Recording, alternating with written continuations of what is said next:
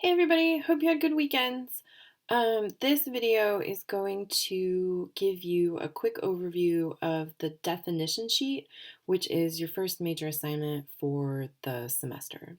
So starting on the dashboard, if you'd click into the course, and then you can scroll down and you can click into the definition sheet assignment page. From here, you will be brought to this page where you can either read in their scroll or download the assignment sheet.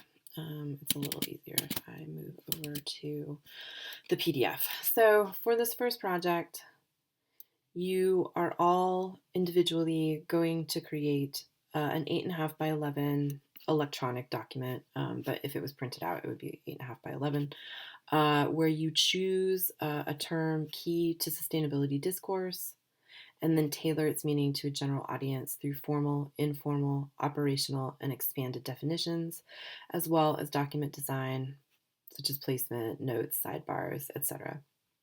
For full credit, you'll upload the PDF of the definition sheet with a rationale. So a minimum 800-word document in which you describe the decisions that guided your content and design choices. So looking at what you need to include, you'll include a formal definition, and for more information on formal definitions, you can find that in the Burnett chapter that we read for today, where she will cover all of the different types of definition. There's also more on categories of definitions in the other video.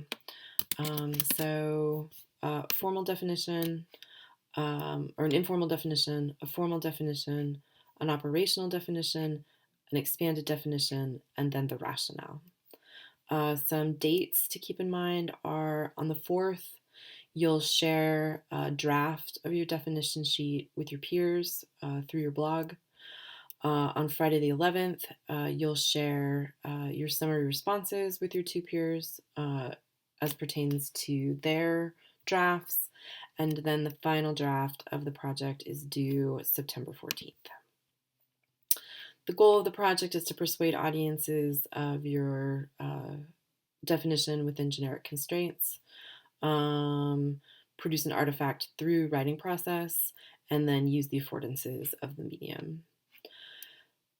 Some design principles to keep in mind are you want to incorporate factional information by using text and visual. The exact combination of text and visual in this project is going to be up to you. You want your text to adhere to comprehensibility and usability.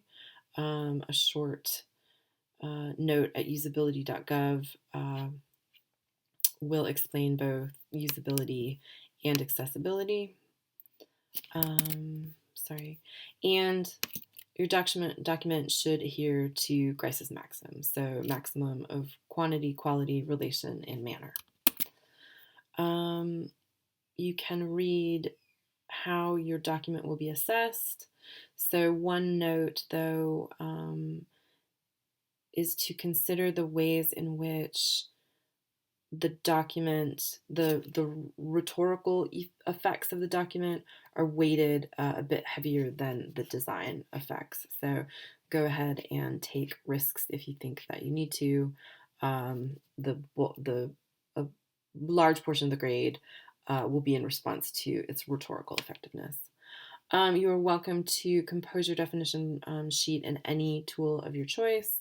I've included descriptions of some web tools here, but again, if you just want to use Photoshop or PowerPoint, you are welcome to. And then finally, for full credit, you'll need to include citations from other definitions or credible sources, and I would like for you to format this document and all documents this semester in APA. If you have any questions about that, these links will direct you out to some resources. Finally, Your peers and I are your primary audience, but what choices can you make to best communicate the key features of the definition of your term to an audience with only a general knowledge of the issue, right? And so that translation from expert information to a general audience is really one of the keystones of both this project and the course.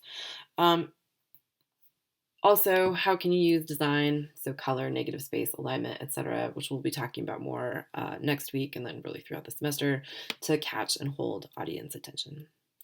All right, looking forward to these. We'll have a few weeks to put them together, so if you have any questions, I'm sure that I can answer them. So.